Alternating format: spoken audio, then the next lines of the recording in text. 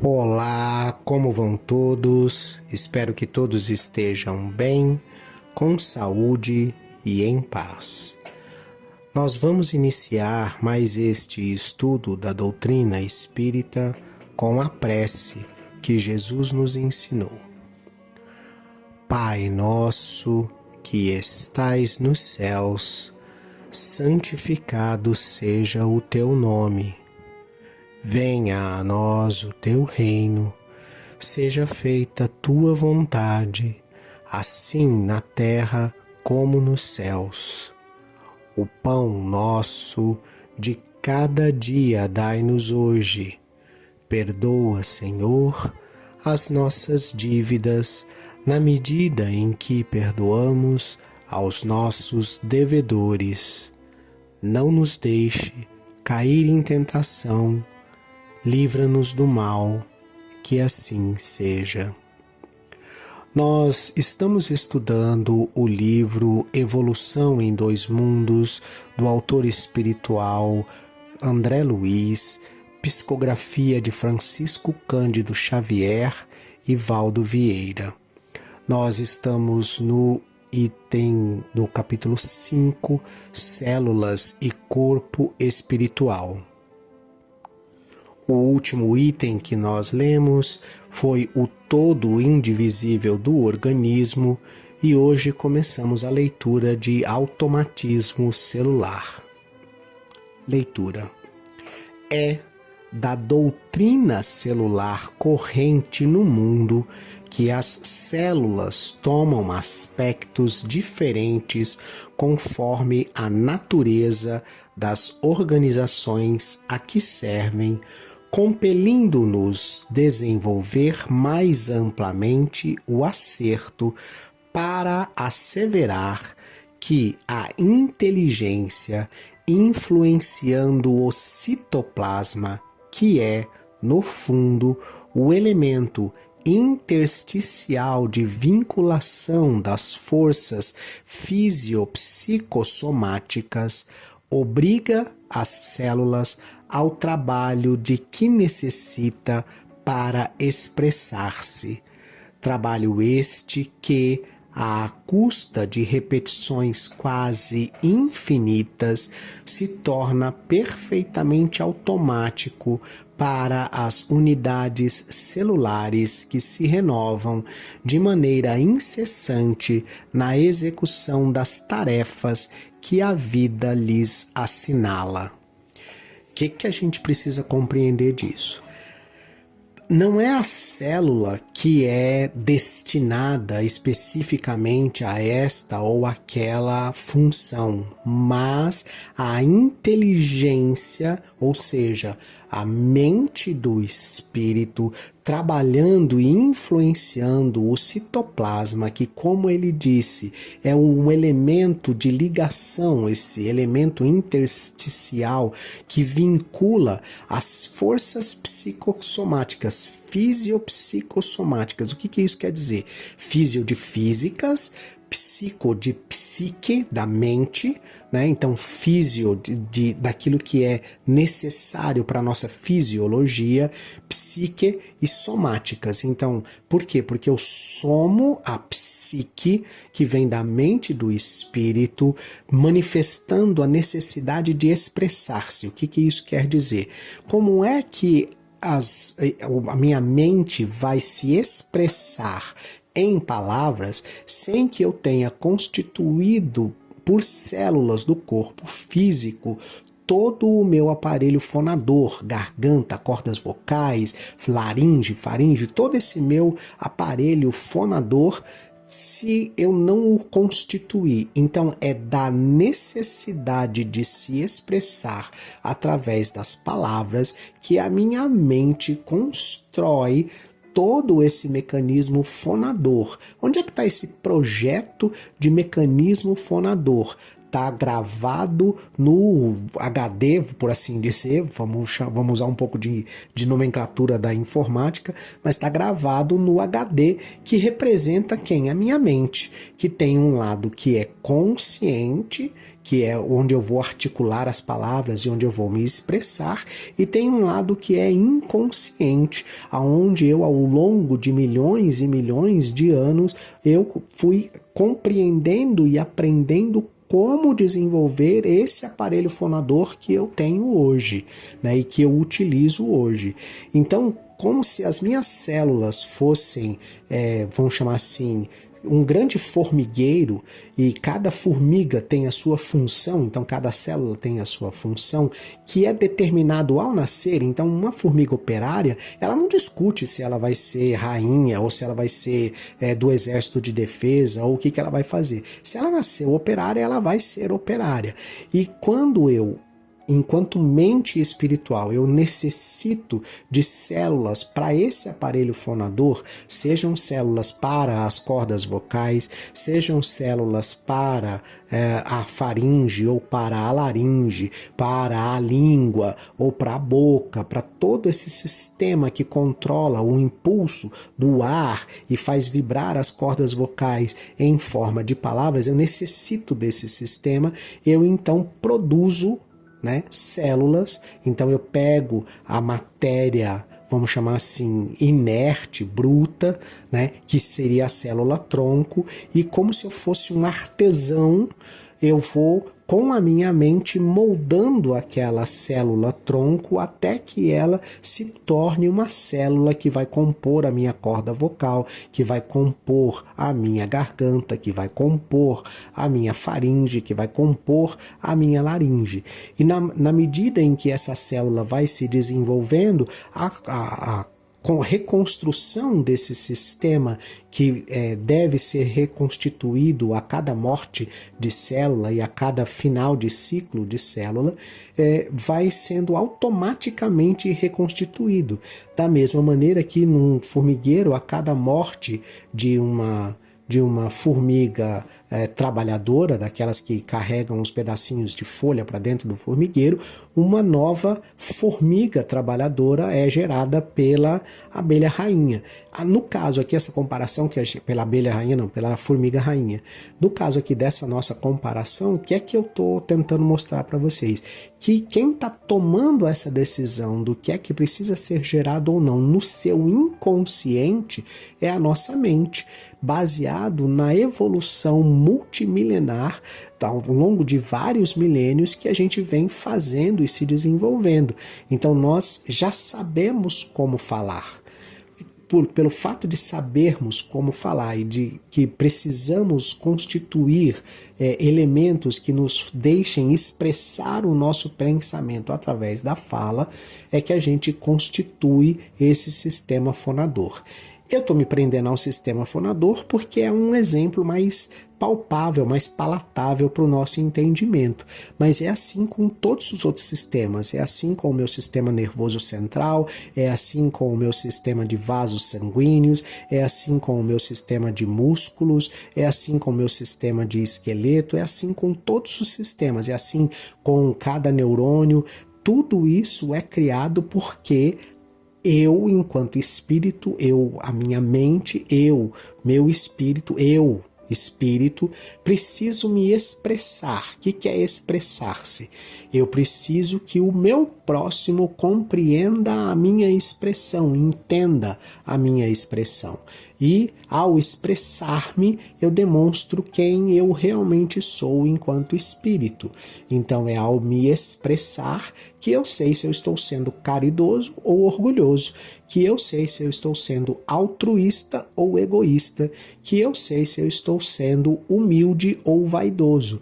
É no meu relacionamento com o meu próximo é que eu consigo medir isso, ajustar esse meu comportamento e desenvolver a minha evolução espiritual, mudando, fazendo reforma íntima dos meus sentimentos e dos meus pensamentos. E é esse expressar-se que forma como se fosse a assinatura de quem nós somos no mundo. E é isso que a gente precisa compreender. Vamos seguir adiante. Efeitos do automatismo.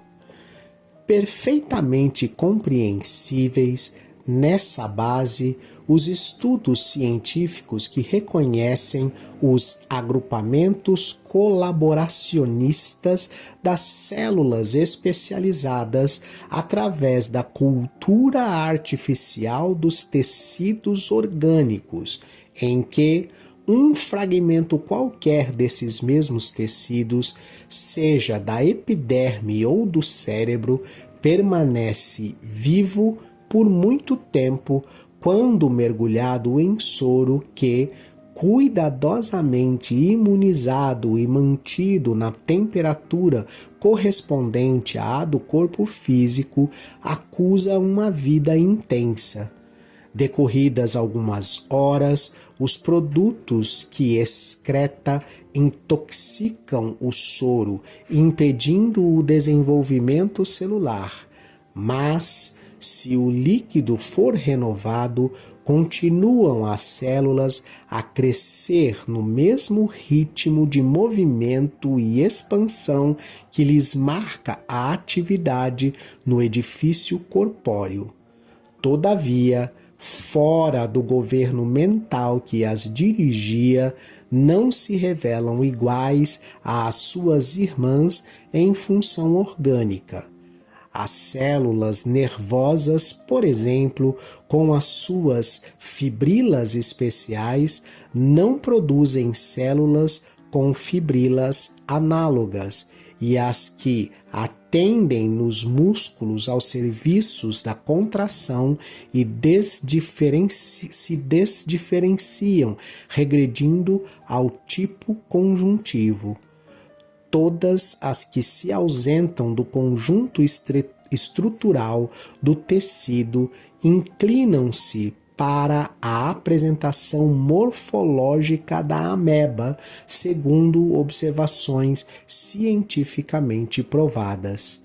Isso ocorre porque as células, quando ajustadas ao ambiente orgânico, demonstram o comportamento natural do operário mobilizado em serviço sob as ordens da inteligência, comunicando-se umas com as outras sob o influxo espiritual que lhes mantém a coesão e procedem no soro quais amebas em liberdade para satisfazer aos próprios impulsos. O que o André tentou mostrar aqui? Vamos lá. Se você conseguisse pegar, e isso é comprovado cientificamente, já explico para vocês, por exemplo, quando a gente fala de tecidos epiteliais, né, que são tecidos da pele, para uma reposição, por exemplo, de tecido queimado ou coisa parecida. Esse tecido, ele, ao ser colocado no organismo novo, ele precisa de uma adaptação. É o que ocorre, por exemplo, com o transplante de órgãos, né? Você retira o órgão de uma pessoa e aí você coloca esse órgão na outra pessoa e você precisa fazer um ajuste, né? Você precisa, por exemplo, que aquele órgão não seja rejeitado pelo novo organismo. Por que esse processo acontece? O que está acontecendo? Quando você desconecta as células dessa inteligência que é a mente que as estava comandando anteriormente, elas tendem a buscar a forma mais simples de se expressar, que seria a forma da ameba. Então elas vão tentar se reproduzir mais ou menos com as mesmas características que elas tinham, porém, elas não vão ser exatamente iguais porque não seguem, uma vez desconectadas do ser, do espírito que as comandava, não seguem mais as diretrizes da inteligência desse espírito que era quem comandava essa formação celular. Ao fazer isso e ao ser inserida em, por exemplo, um novo organismo, muda quem? Muda a diretiva, muda quem é a mente que está comandando aquela formação, aquele órgão novo transplantado. Então, aquilo que era um conjunto sem um comando específico de inteligência e usando o seu princípio inteligente como rudimento de organização, como algo rudimentar à sua organização, esse órgão e esse tecido que foi transplantado, ele não tinha nenhum comando. Quando você o recoloca no novo organismo, ele passa a ter um comando que é diferente do comando que ele tinha. Então ele passa por alguns processos. O primeiro processo, ele tem um comando mental do ser, do corpo vivente A, que é onde ele estava. Aí você retira, por exemplo, o rim de uma pessoa para transplantar para uma outra pessoa. Respeitada todas as características de genealogia, de genética e de cromossomos, essa coisa toda, respeitado todo o conjunto de compatibilidade dos órgãos, você tem um órgão que é comandado por uma mente e vai passar a ser comandado por outra mente.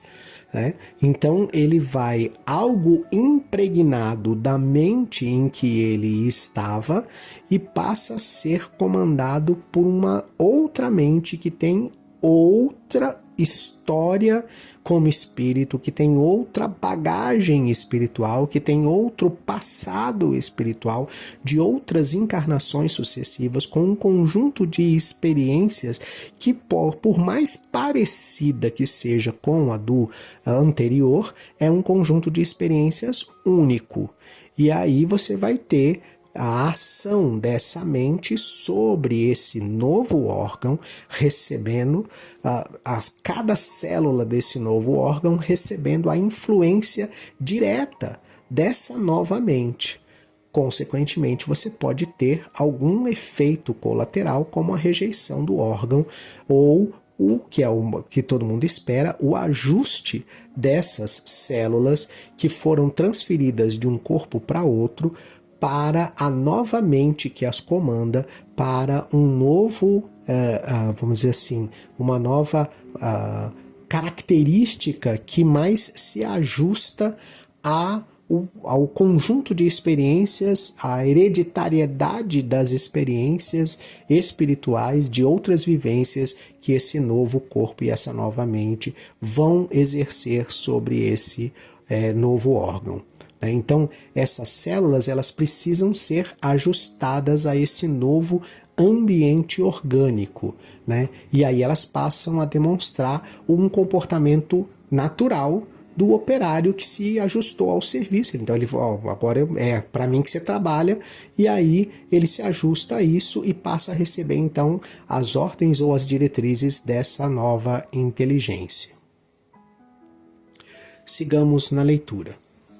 Fenômenos explicáveis.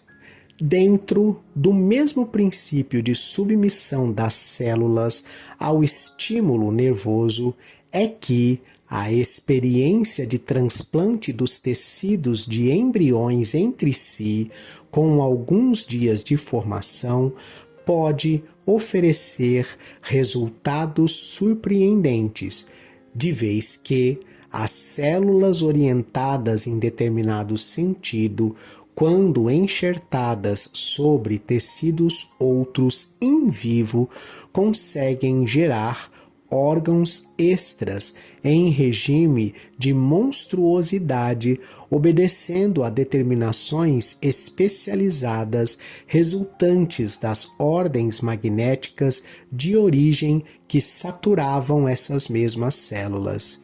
E é ainda aí, pelo mesmo teor de semelhante saturação, que vamos entender as demonstrações do faquirismo e outras realizações em sessões experimentais do espiritismo, nas quais a mente superconcentrada pode arremessar fluidos de impulsão sobre vidas inferiores, como seja a das plantas, imprimindo-lhes desenvolvimento anormal, e explicar os fenômenos da materialização mediúnica.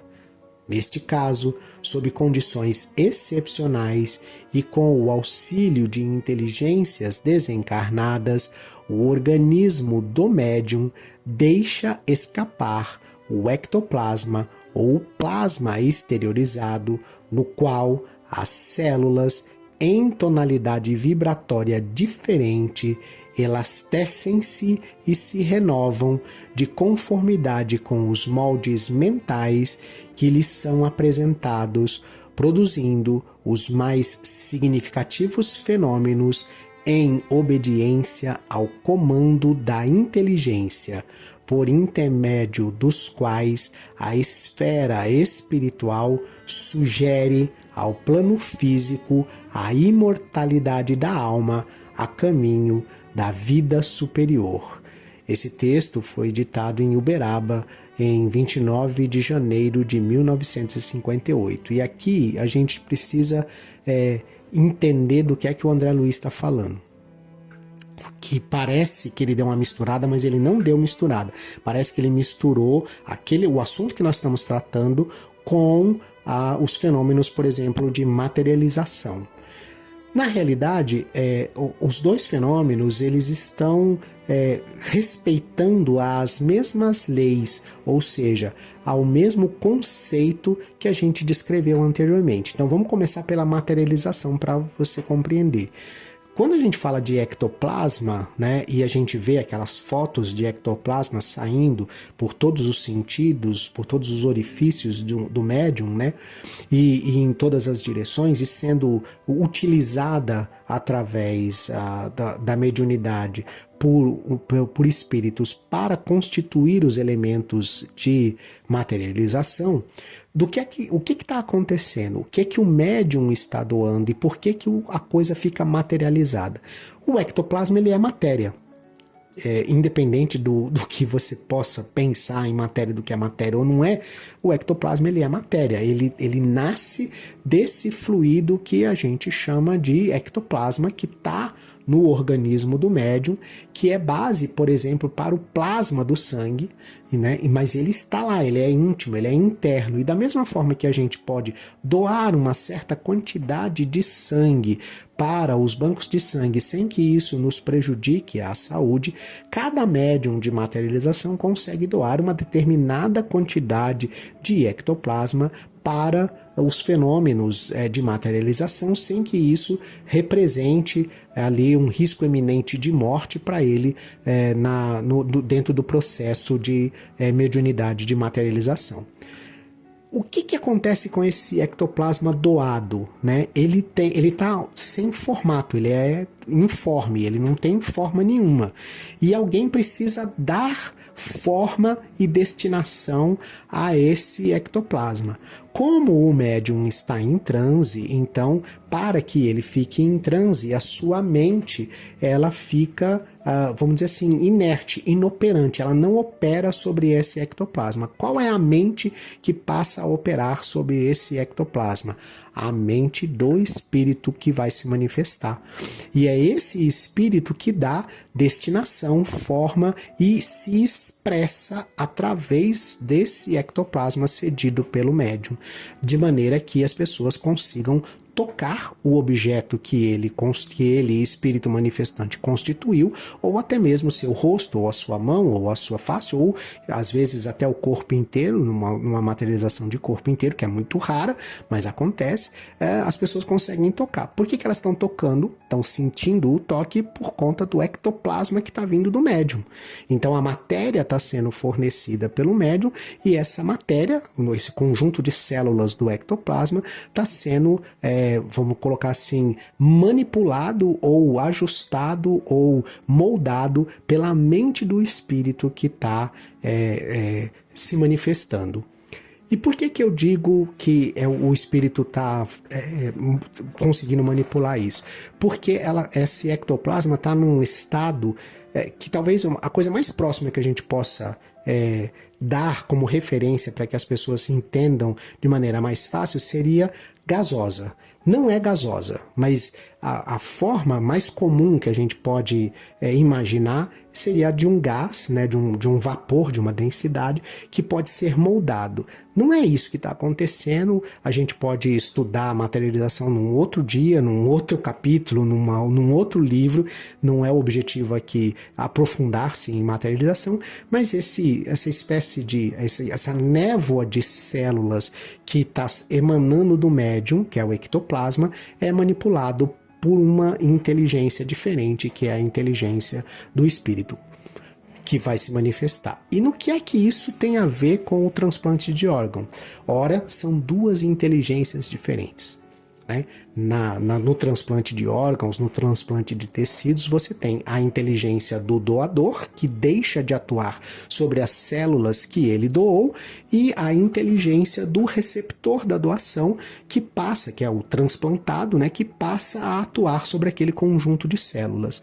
Da mesma maneira que acontece na explicação que a gente acabou de dar sobre a materialização, né? Aquela névoa de células passa a ser comandada pela mente do espírito que quer se manifestar, da mesma maneira que aquele órgão transplantado passa a receber as ordens do espírito que está reencarnado no outro corpo do transplantado, mas que precisa então passar a responder pelo comando do transplantado e não pelo comando do doador.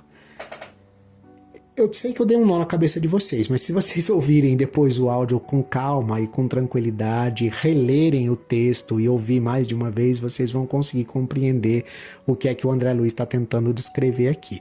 O que é importante a gente guardar na mente é que se você separa o conjunto de células de dentro do organismo e o coloca, por exemplo, num laboratório ou num meio líquido que tenha as mesmas condições do corpo humano, sem a interferência da mente que os comanda, essa célula tende a buscar a sua manifestação mais simples, que é a manifestação amebática, vamos colocar assim, ou da ameba. Ela vai passar a reproduzir-se simplesmente igual uma a outra e vai deixar de reproduzir a vontade do espírito onde ela estava encarnada, onde ela formava um corpo físico. E enquanto está conosco, né, cada célula, cada conjunto de células vai expressar, vai se mostrar de acordo com